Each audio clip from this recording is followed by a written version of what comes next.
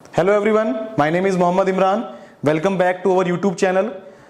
आज की क्लास में हम डिस्कस करने वाले हैं द चैप्टर मोशन। ठीक है, अपनी प्रीवियस वीडियोस में हमने डिस्कस किया था कि मोशन क्या होता है, कैसे उसको डिफाइन किया जाता है। ठीक है, हमने देखा था कि डिस्टेंस क्या होता है, डिस्प्लेसमेंट क्या होता है, स्केलर क्वांटिटीज क्या होती हैं, वेक्टर क्वांटिटीज क्या होते हैं।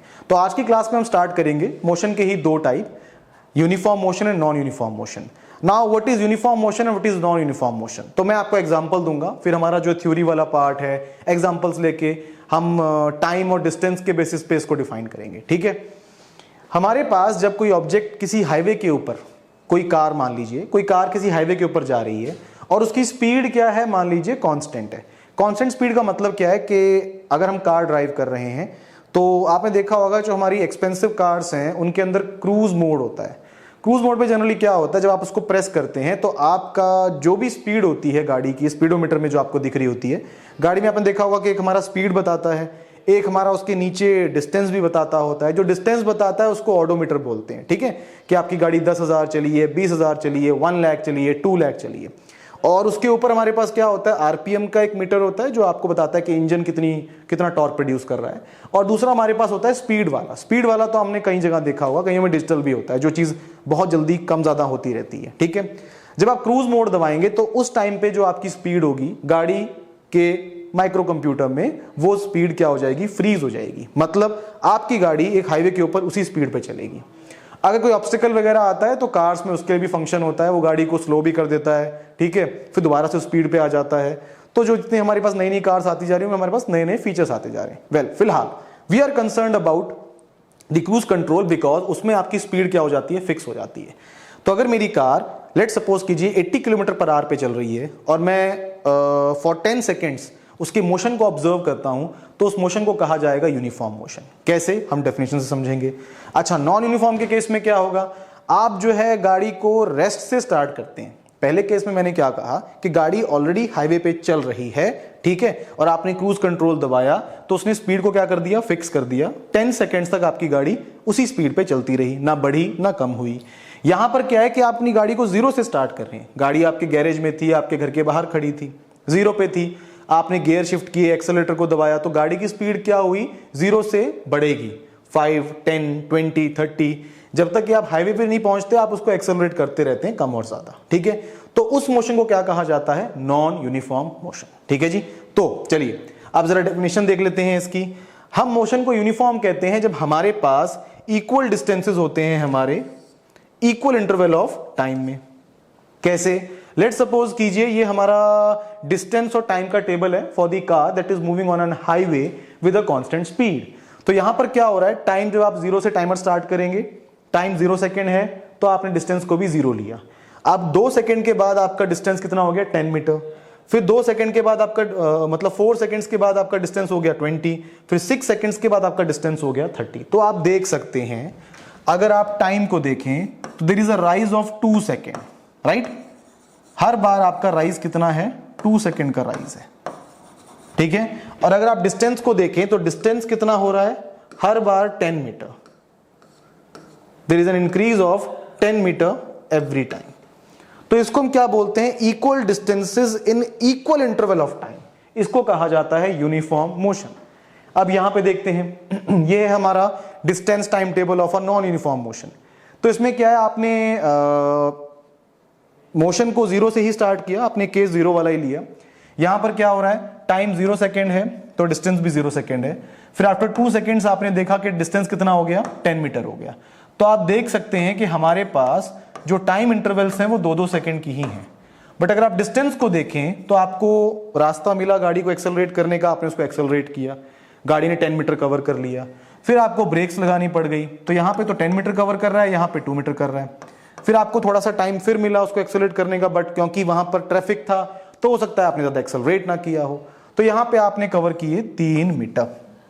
तो आप यहां पे देख सकते हैं कि टाइम इंटरवल्स फिर से क्या है, मेरी इक्वल, बट डिस्टेंसेस क्या है, अनइक्वल। तो इसको कहा जाता है unequal distances in equal interval of time. Unequal distances in equal interval of time. So this is the case of a non uniform motion. तो हमारा मोशन 2 टाइप से होता है, या तो वो यूनिफॉर्म होगा या फिर वो नॉन यूनिफॉर्म होगा।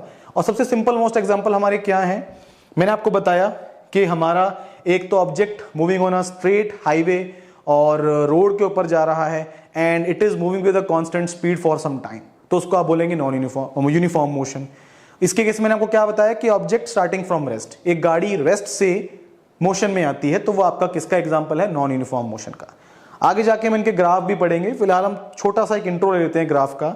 अगर मेरे पास यूनिफॉर्म मोशन के लिए आप ग्राफ ड्रॉ करते हैं, ये आपका वाई एक्सिस पे मैंने डिस्टेंस लिया हुआ है, एक्स एक्सिस पे मैंने टाइम लिया हुआ है, तो ऐसा आपका ग्राफ होगा, a straight line. So this is the graph for the uniform motion. अगर हम नॉन यूनिफॉर्म मोशन का एग्जांपल देखें, ग्राफ देखें उसका, तो क्या होगा उसमें? अगेन टाइम एक्सिस, ये टाइम हो गया आपका और ये आपका हो गया डिस्टेंस, तो इसमें आपको कर्व मिलेगा। तो याद रखिएगा कि हमारा जो यूनिफॉर्म मोशन होता है उसमें आपको स्ट्रेट लाइन मिलती है इन दी डिस्प्लेसमेंट टाइम ग्राफ और द डिस्टेंस टाइम ग्राफ, और जो आपका नॉन यूनिफॉर्म मोशन होता है उसके लिए आपको क्या मिलता है? एक कर्व मिलता है। ठीक है, वेरी इजी। चलिए आगे बढ़ते हैं। And the next is speed. This is a very important topic falling under this chapter, motion. Speed क्या होता है? देखिए, स्पीड जो होता है वो हमें ये बताता है कि हमारा कोई ऑब्जेक्ट कितना स्लो जा रहा है या कितना फास्ट जा रहा है। ठीक है, अब डेफिनेशन भी इसकी यही बताती है आपको। It gives us the idea about how slow और fast the object is moving. अब हम बोलते हैं कि हमारी जो बुलेट ट्रेन होती है उसकी स्पीड बहुत ज्यादा होती है। हम बोलते हैं कि हमारा जो टॉर्टोइज होता है वो बड़े धीरे चलता है, उसकी स्पीड बड़ी कम होती है। आप लोगों ने वो कहानी सुनी होगी टॉर्टोइज की और हमारे खरगोश की, रैबिट की, तो उसमें टॉर्टोइज जीत जाता है। तो वहां पर होता क्या है कि स्पीड का बेसिकली कंपैरिजन कर रहा हूं मैं उस स्टोरी से। तो खरगोश बहुत तेज भागता है, उसकी स्पीड अच्छी होती है, तो it's all about how fast the rabbit is moving. और आपका टर्टल जो है, टॉर्टोइज जो है, वो क्या करता है? बहुत स्लो मूव करता है, तो हम बोलते हैं कि उसकी स्पीड क्या होती है? बहुत कम होती है। So speed is all about how fast और slow an object is moving. ठीक है, अच्छा, फिर हमारे पास इसकी आती है एसआई यूनिट। तो इसकी जो एसआई यूनिट है वो है मीटर पर सेकेंड, बट इसकी अदर यूनिट्स भी हैं, किलोमीटर पर आवर और सेंटीमीटर पर सेकेंड, बट जो एसआई यूनिट है वो क्या है आपकी? Metre per second. And this is the formula speed का क्या होता है? Distance upon time. तो अब डिस्टेंस किस में होता है आपका? मीटर्स में। टाइम किस में होता है आपका? सेकेंड्स में। तो ऑब्वियसली जो इसकी एसआई यूनिट होगी वो क्या हो जाएगी? Metre per second. एक और वे भी है लिखने का इसको, आप इसको मीटर अपॉन सेकेंड लिख सकते हैं, या बुक्स में आपको देखने को मिलेगा कि metre and second to the power -1। So need not to worry about this. आपने एक्सपोनेंट्स में पढ़ा होगा, लॉज ऑफ एक्सपोनेंट में, कि अगर आप डिनोमिनेटर को न्यूमरेटर के साथ लिखना चाहते हैं तो आप उसकी पावर को नेगेटिव कर दीजिए। तो ये मीटर पर सेकेंड था, मैं इसको न्यूमरेटर के साथ लेके आया तो सेकेंड टू द पावर -1 हो गया। Right, easy. चलिए आगे बढ़ते हैं। वन मोर थिंग, हमारे पास ये क्या है? एक scalar quantity. And this is I will tell you a very easy trick to remember this. देखिए, स से स्केलर होता है और स से ही स्पीड होता है, या इंग्लिश में आप बोल सकते हैं एस से। तो ऐसे आप इनको याद भी रख सकते हैं। स्केलर का जो बेस्ट एग्जांपल है स्केलर फिजिकल क्वांटिटी का, वो स्पीड है। ये स्पीड क्या होती है? स्केलर। राइट, ऐसे ही वेलोसिटी और वेक्टर का आपस में पेयर बनता है। चलिए जी, let's move on to the next part. And the next part is average speed and uniform speed. अब एवरेज स्पीड क्या होती है? देखिए, जनरली जब भी हम स्पीड के बारे में बात कर रहे होते हैं, तो अगर आप किसी कार में बैठे हैं, ठीक है, तो आप कार में बैठे हैं, आप स्पीडोमीटर की तरफ देखते हैं, तो जो हमारे पास मीटर होता है जो स्पीड मेजर करता है वो क्या होता है? हमारा स्पीडोमीटर। ठीक है, SPEEDOMETER। और जो हमारा डिस्टेंस मेजर करता है कि आपकी गाड़ी कितना चल चुकी है, वो हमारा होता है ओडोमीटर। नेक्स्ट, अब हमारे पास जो स्पीडोमीटर होता है, आप कार में बैठे हैं या बाइक पे बैठे हैं और आप उसकी तरफ ध्यान दे रहे हैं, स्पीडोमीटर की तरफ, और स्पीडोमीटर शो कर रहा है मान लीजिए 60 किलोमीटर पर आवर। तो उस टाइम पे जो उसकी स्पीड होती है उसको कहा जाता है उसकी instant speed of the object. ठीक है, कोई भी ऑब्जेक्ट हो, कार हो, बाइक हो, तो जो उस टाइम पे उसकी स्पीड है उसको हम क्या बोलते हैं? Instant speed. हम बात कर रहे हैं एवरेज स्पीड के बारे में। एवरेज स्पीड थोड़ी सी डिफरेंट होती है, मैं आपको समझाता हूं कैसे। देखिए, लेट्स सपोज कीजिए आप दो लोकेशंस का एग्जांपल लेते हैं हम लोग। एक हमारे पास अंबाला है और एक हमारे पास क्या है? चंडीगढ़ है मान लीजिए। तो अंबाला और जो चंडीगढ़ है उनके बीच का जो डिस्टेंस है वो आपका 50 किलोमीटर है। ठीक है, और आपके पास, आप बाइक पे जा रहे हैं लेट्स सपोज कीजिए, और ये डिस्टेंस कवर करने में आपको 1 आवर लगा। ठीक है, तो अगर मैं आपसे पूछूं कि आपकी स्पीड क्या थी, तो आप क्या करेंगे? स्पीड के लिए हम डिस्टेंस अपॉन टाइम करते हैं, और यहां पर distance between the two locations is 50 kilometre. Time आपने लिया 1 आवर, तो आप बोल देंगे sir the speed is 50 kilometre per our. अब जरा सोचिए जरा ध्यान से, आप बाइक पे बैठे हैं, क्या आपको ऐसा लगता है कि आपकी गाड़ी हमेशा 50 पे रही होगी, हमेशा 50 पे रही होगी? And the answer is clear no. जब आप अपनी गाड़ी को स्टार्ट करते हैं, अब ऐसा तो है नहीं कि आपके पास हैरी पॉटर का झाड़ू है, आप उस पर बैठे और उड़ के चले गए। हैरी पॉटर का झाड़ू भी होता तो वो भी जीरो से स्टार्ट होता है कि नहीं? ऐसे ही जो आपकी गाड़ी होती है, जब आप उसको स्टार्ट करते हैं तो वो जीरो से चलना स्टार्ट होती है, राइट? अब जीरो से जब वो चलेगी तो उसकी स्पीड 10, 20, 30, 40, 50, 60, 70, 80 हाईवे आपको मिल रहा है, ट्रैफिक उस पर है नहीं, तो आप गाड़ी को तेज भी चला सकते हैं। तो during your journey from Ambala to Chandigarh आपकी गाड़ी जो है वो 50 किलोमीटर पे नहीं रही हमेशा पर आवर पे, वो ज्यादा भी हुई है, वो कम भी हुई है। सो जनरली जो भी हम स्पीड फाइंड करते हैं, वो जो स्पीड होती है वो एवरेज स्पीड होती है।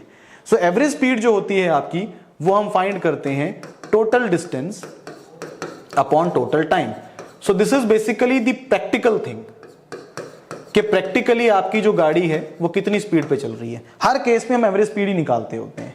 आप दो लोकेशंस लेते हैं, उनके बीच का आपको डिस्टेंस पता होना चाहिए, आपको उनके बीच का टाइम कितना लगा है वो पता होना चाहिए, दोनों को डिवाइड कर दीजिए तो आपको क्या मिलेगा? Average speed. तो एवरेज स्पीड वही होती है जो हम नॉर्मली यूज करते हैं। हाँ, कोई ऑब्जेक्ट मोशन में है, उस टाइम पे जो उसकी स्पीड है उसको उसकी इंस्टेंट स्पीड कहा जाता है, ठीक है? Next is uniform speed. अब यूनिफॉर्म स्पीड क्या है? देखिए ये टर्म जो है बड़ी इंपॉर्टेंट है और आगे जाके आपको न्यूमेरिकल्स वगैरह आएंगे या और कॉन्सेप्ट्स आएंगे तो आपको इनकी नॉलेज होनी चाहिए, तभी आपको वो समझ में आएंगे। अब यूनिफॉर्म स्पीड क्या हुई आपका? हम ये पहले भी बता चुके हैं यूनिफॉर्म स्पीड के बारे में, दूसरे वे में बताया होगा, ठीक है? अब हम जरा इसको समझेंगे तो हमें बहुत इजीली समझ में आ जाएगा कि जो हमने पहले एग्जांपल लिए थे वहां पर हमने इसको जरूर डिस्कस किया था। ऑब्जेक्ट है, हाईवे के ऊपर जा रहा है, स्पीड को कांस्टेंट रख के 80 किलोमीटर पर आवर पे चल रहा है, तो उसको यूनिफॉर्म स्पीड ही कहा जाता है। An object moving with a constant speed on an highway, तो उसकी स्पीड को क्या कहा जाएगा? Uniform speed. इजी है, चलिए। सो द नेक्स्ट इज, ये हमारे पास एक सिंपल सा न्यूमेरिकल है, न्यूमेरिकल करके हमारा होल्ड जो है थोड़ा सा और अच्छा हो जाएगा हमारे इस कॉन्सेप्ट के ऊपर, ठीक है? तो हमारे पास इस न्यूमेरिकल में हमें डिस्टेंस दिया हुआ है इन किलोमीटर्स और हमें टाइम दिया हुआ है मिनट्स में, और हमसे पूछा गया है पहले पार्ट में कि आप स्पीड फाइंड करो। और स्पीड कैसे फाइंड करनी है आपको? यूनिट हम आपकी क्या होनी चाहिए? Centimetre per second. तो हम अकॉर्डिंगली हमारे पास जो गिवन डेटा है उसको चेंज कर लेंगे डिजायर्ड डाटा में जो हमसे पूछा गया है। सो स्पीड का फॉर्मूला आपको ऑलरेडी पता है कि speed is distance upon time. अब डिस्टेंस आपके पास जो है वो आपका गिवन है किलोमीटर्स में, तो आपको चाहिए सेंटीमीटर में, तो आप क्या करेंगे? 3 इंटू, अगर आप 1000 से मल्टीप्लाई करते हैं तो किलोमीटर कन्वर्ट होता है मीटर में। फर्दर अगर आप उसको 100 से मल्टीप्लाई करते हैं तो फिर आपका मीटर किस में आ जाता है? सेकेंड, सेंटीमीटर में। अपॉन टाइम जो है आपके पास मिनट्स में गिवन है, तो टाइम का आपको पता है कि आपको अगर उसको सेकंड्स में कन्वर्ट करना है तो 60 से मल्टीप्लाई करना पड़ेगा, तो ये हो जाएगा 5 इंटू 60। अब जरा हम जीरोस को देख लेते हैं। सो ये जीरो इसके साथ, 5 2 जा, 2 1 जा, 2 5 जा एंड 3 जा एंड 3 1 जा। So the answer is 1000 centimetre per second. Easy है, चलिए। Now the next part is metre per second. So for meter per second, what we will do is,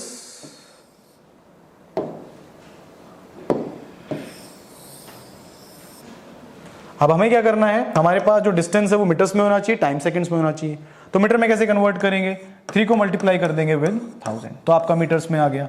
time आपका सेकंड्स में चाहिए आपको, तो ये आपका 5 इंटू क्या हो जाएगा? 60 हो जाएगा। तो 0 goes for 0, 5 1 and 5 2 0, and this is 2 10s and this is 2 3s and 3 3s. So this is 10 meter per second. Easy. तो आपको जो गिवन डेटा है बस उसको मोल्ड करना है इन द डिजायर्ड फॉर्म जो आपके पास यहाँ पे यूनिट्स दी हुई है। चलिए, now let's move on to the next part, and the next part is kilometre per hour. तो किलोमीटर पर आवर के लिए आपको डिस्टेंस ऑलरेडी किलोमीटर में दे रखा है, तो need not to convert it further. Hours के लिए आप क्या करेंगे? आपका 5 मिनट्स है, तो 5 मिनट्स को अगर आपको आवर्स में कन्वर्ट करना है तो आपको इसको डिवाइड करना पड़ेगा 60 से, तब जाके बनेगा आर। तो किलोमीटर पर आवर तो आ गया। अब इसको सिंप्लीफाई करने के लिए आप क्या कर सकते हैं? आप इसको 3/1 लीजिए और इसको 5/60 लीजिए। फर्दर क्या हो जाएगा? ये 3/1 इंटू ये 60/5 हो जाएगा। तो ये क्या हो जाएगा? 5 1s and this is 5 1s and 2s। So the ultimate answer और the final answer is 36 kilometre per hour. तो बड़ा इजी सा क्वेश्चन था ये। इसमें बेसिकली हमने क्या किया, एक वार्म अप क्वेश्चन आप इसको कह सकते हो। आपने बस इसके अंदर जो यूनिट्स थी, आपको जो गिवन डेटा था उसको, जो डिजायर्ड हमारा जो डिमांडेड हमारे पास यूनिट्स थी, उसमें कन्वर्ट करके आंसर निकाल दिया। अब यहां पर एक बहुत इंपॉर्टेंट चीज हम डिस्कस कर लेते हैं। आपके पास जनरली ऐसे क्वेश्चंस बहुत रेयर आते हैं। जो जनरली आपसे क्वेश्चन पूछा जाता है वो होता है जब आपको किलोमीटर पर आवर को कन्वर्ट करना होता है मीटर पर सेकंड में, या मीटर पर सेकंड को कन्वर्ट करना होता है किलोमीटर पर आवर में। तो मैं आपको एक छोटी सी ट्रिक बताऊंगा जिससे आपके लिए करना बड़ा आसान हो जाएगा। सो किलोमीटर पर आवर और metre per second, let suppose कीजिए आपको क्वेश्चन में किलोमीटर पर आवर में स्पीड दी गई है, आपको उसको कन्वर्ट करना है मीटर पर सेकंड में, ठीक है। तो उसके लिए आपको एक सिंपल सा काम करना है। आपको दो नंबर पहले याद रखने हैं, 5/18 और 18/5, 5/18 एंड 18/5। अब kilometre per hour and metre per second, so from a bigger unit you are moving towards a smaller unit. So while moving to a smaller unit, you have to multiply the given number with a smaller number। मतलब कि अगर आपके पास let suppose कीजिए 36 kilometre per our दे रखा है और आपको metre per second में चाहिए, तो आप इन दोनों में से जो छोटा नंबर है उससे 36 को मल्टीप्लाई कर दीजिए। मतलब कि while moving from kilometre per hour to metre per second, you have to multiply 5/18। और इसका उल्टा, जब आपको मीटर पर सेकंड से मूव होना है किलोमीटर पर आवर में, so you will be using 18/5। So this is a very simple trick to remember. आप इसको याद रखते हैं तो आपका क्वेश्चन इजी हो जाएगा, जल्दी आंसर आ जाएगा। अच्छा, ये 18/5 या 5/18 कहां से आया? सी, जब आप मीटर को किलोमीटर्स में कन्वर्ट करते हैं तो आप 1000 से मल्टीप्लाई करते हैं, है ना। और जब आप सेकेंड आवर्स को सेकेंड्स में कन्वर्ट करते हैं तो आप 3600 से मल्टीप्लाई करते हैं। तो वो 0 कैंसिल करके 10/36 रह जाता है। उसको फर्दर कैंसिल करेंगे तो 5/18 आ जाएगा। तो ये कुछ हमारी अपनी तरफ से नहीं है, ये आपको बुक में ऑलरेडी मेंशन है। हमने बस जो वो एक्स्ट्रा प्रोसीजर था उसको खत्म कर दिया, डायरेक्टली नंबर यूज कर लिया, ठीक है। आई होप आपको ये याद रहेगा। सो द नेक्स्ट इज, एक और क्वेश्चन हमें दिया गया है। यहां पर हमारे पास हमसे पूछा गया है कि what is the average speed. So in this situation आपके पास तीन आप कह सकते हो पोजीशंस हैं, तीन लोकेशंस हैं। One is A, next is B and the third one is C. A से बी का डिस्टेंस जो है वो 30 है, बी से सी का फिर 30 है। आपके पास एक ऑब्जेक्ट है जो जब ए से बी जाता है तो उसकी स्पीड क्या होती है 40, जब बी से सी जाता है तो उसकी स्पीड क्या होती है 20। आपसे एवरेज स्पीड पूछी गई है। तो मैं आपको इसके लिए एक छोटा सा शॉर्टकट बताता हूं कि जब आपसे एवरेज स्पीड पूछी जाए और आपको दो स्पीड्स दी हुई हों, राइट, तो आप क्या कर सकते हैं। और यहां पे आपकी एक कंडीशन है कि आपके पास जो डिस्टेंसेस हैं वो इक्वल होने चाहिए। ऐसा नहीं है कि यहां पे 30 किलोमीटर है ए से बी और बी से सी आपका 40 किलोमीटर हो गया, तो वहां आपका थोड़ा सा क्वेश्चन जो है वो कॉम्प्लिकेट हो सकता है। तो जो आपको पता है कि डिस्टेंसेस इक्वल हैं बिटवीन दी टू लोकेशंस, तब आप इस ट्रिक को यूज कर सकते हैं। तो आपके पास 2uv/u+v, this is the trick to directly find the average speed. बाकी दूसरा हमारा कन्वेंशनल वे है, हम जरा वो भी देख लेते हैं। अब एवरेज स्पीड का फॉर्मूला क्या होता है आपके पास, total distance upon total time. अब आपके पास ए से बी डिस्टेंस है, बी से सी डिस्टेंस है, तो 30 + 30 टोटल डिस्टेंस क्या हो जाएगा 60 किलोमीटर। टाइम को लेके गड़बड़ है, टाइम नहीं है हमारे पास। अब टाइम नहीं है तो हम स्पीड का जो बहुत ही जनरल फॉर्मूला है वो यूज कर सकते हैं। और वो फॉर्मूला क्या होता है, speed is equals to distance upon time, right. So यहां पर हमारे पास स्पीड गिवन है और डिस्टेंस गिवन है, तो टाइम फाइंड करने में कोई प्रॉब्लम नहीं है। यहां भी हमारे पास डिस्टेंस गिवन है, स्पीड गिवन है। इस फॉर्मूले से आपका टाइम इस केस में भी आ जाएगा। So we will not be wasting our time to finding, मतलब कि हम टाइम निकालें फिर आंसर निकालें। हम डायरेक्टली मैं यहाँ पे टाइम की वैल्यूज लिख रहा हूँ, ठीक है, थोड़ा सा उससे हमारा टाइम सेव हो जाएगा। तो पहले केस में आपके पास टाइम जो आ रहा है वो आ रहा है 3/4 आवर, और नेक्स्ट में आ रहा है आपके पास 3/2 आवर। आप सिंपल वो फॉर्मूला यूज करके टाइम निकाल सकते हैं। अब हम एवरेज स्पीड निकालेंगे, तो एवरेज स्पीड क्या हो जाएगी आपकी, टोटल डिस्टेंस कितना हो जाएगा 30 + 30, टोटल टाइम 3/4 + 3/2, ठीक है। तो यहां पे ये हो जाएगा 60 अपॉन में ये 2 3 = 6, 4 3 = 12 upon 4 2 = 8। So this will be 60/1 into 8 चला गया ऊपर, नीचे आ गया आपके पास 18, ठीक है। सो this is 320 and this is 36 and this is 2 4 and this is 2 3। सो आपके पास कितना आंसर आ गया, 4 2 8, 80/3 किलोमीटर पर आवर। ये है आपकी एवरेज स्पीड, ठीक है जी, इजी है। अब हमारे पास अगर आप इस फॉर्मूले को यूज करते हो तो भी आपका आंसर डायरेक्टली आ जाता है। आप u और v की जगह पर क्या पुट करेंगे, 40 और 20, ठीक है। तो 40 और 20 कितना हो जाएगा आपका 80, 82 का कितना हो जाएगा आपका 160, ठीक है। ऐसे ही आप दोनों को नीचे ऐड कर देंगे तो 40 और 20 कितना हो जाएगा 60। तो कट कटा के आपका आंसर फिर से ये आ जाएगा।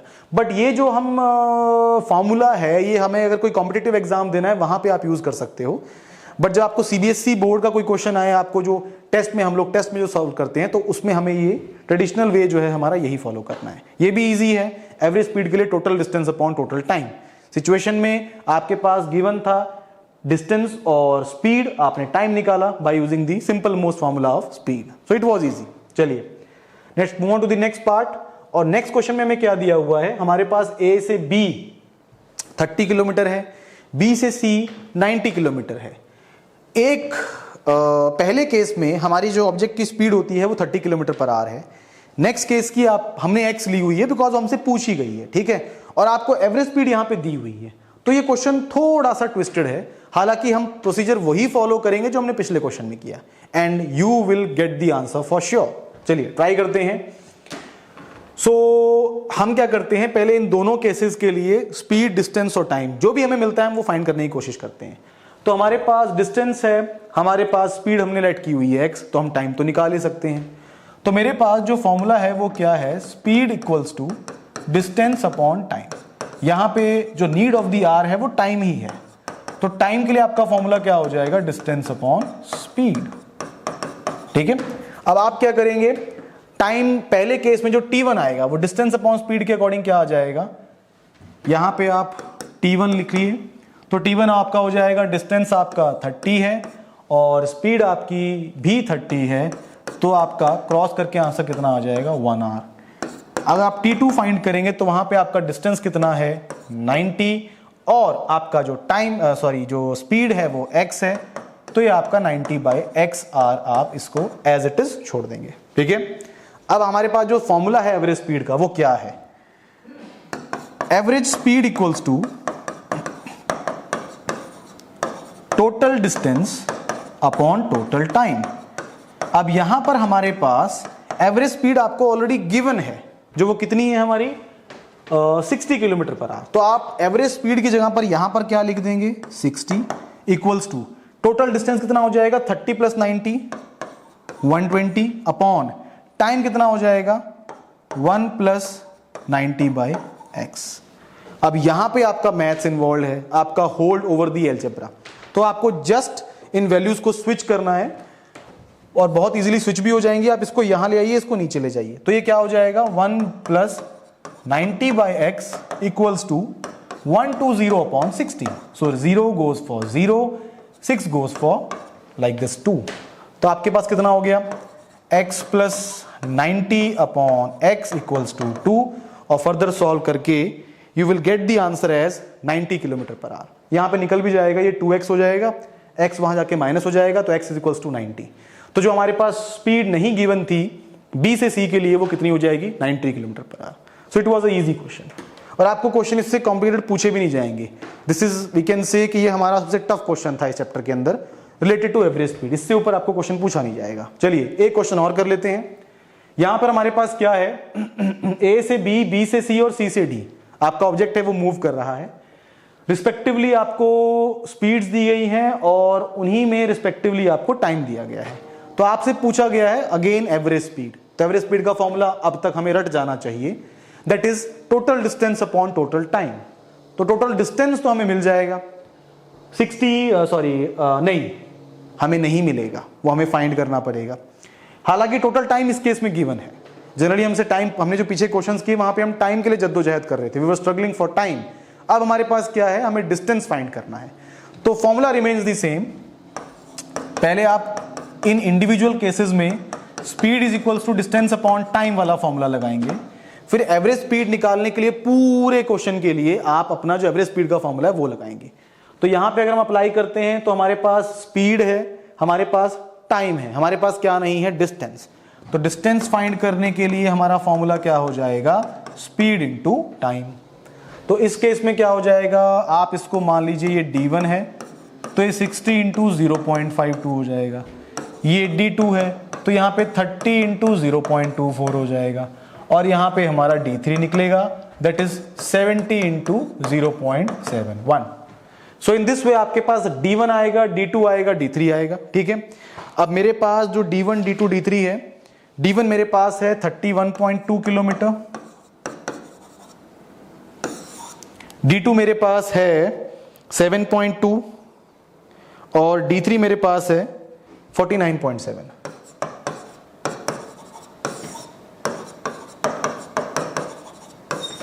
अब in order to find the average speed, what I will be doing is total distance upon total time।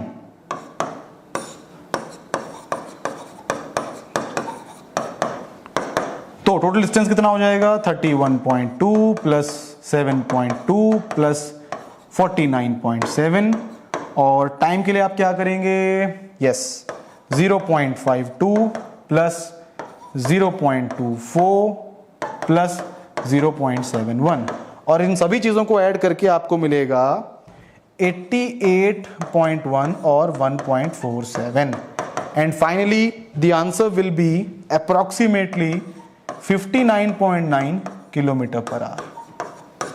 ठीक है जी, कैलकुलेशन हमने स्किप की है पर आप स्किप मत कीजिएगा। ठीक है, आपको मेरी तरह आपके पास बुक तो नहीं होगी एग्जाम में, तो आपको ये फाइंड करना पड़ेगा। ठीक है जी, सो आई होप आपको ये क्वेश्चन समझ में आया होगा, और मैंने आपको बताया जैसे कि ये हमारा टफ मोस्ट क्वेश्चन है इस टॉपिक में से, इससे आपको जो भी क्वेश्चन आएंगे वो इससे इजी ही आएंगे। ठीक है, सो आई होप आपको आज का लेक्चर पसंद आया होगा। दैट्स ऑल फॉर टुडे, मिलते हैं ब्रेक के बाद।